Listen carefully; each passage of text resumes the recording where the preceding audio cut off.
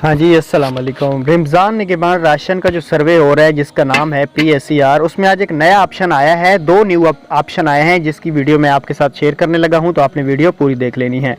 Video का आगाज़ करते हैं। उससे पहले अगर आप हमारे चैनल पर नए हैं तो हमारे चैनल को सब्सक्राइब कीजिएगा, साथ में बेल आइकन को प्रेस कीजिएगा ताकि हमारी वीडियो आपको यूट्यूब पर बर वक्त देखने को मिलती रहें।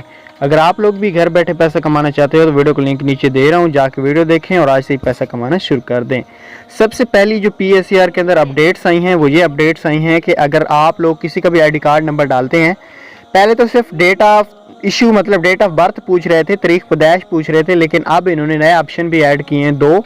आपने जिसकी भी रजिस्ट्रेशन करनी है उसकी तारीख इजरा भी ID कार्ड की लगानी है और साथ में CNIC एक्सपायरी डेट भी उसकी आप लोगों ने लगानी होगी, ठीक है।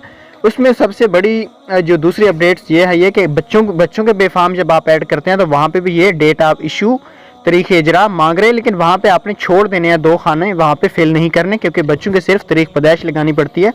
आगे दो ऑप्शन आ भी जाएँ तो उनको छोड़ देना, उनको फिल नहीं करना। उन पर क्लिक कर दिया तो फिर फिल करने पर मजबूर हो जाएंगे आप लोग।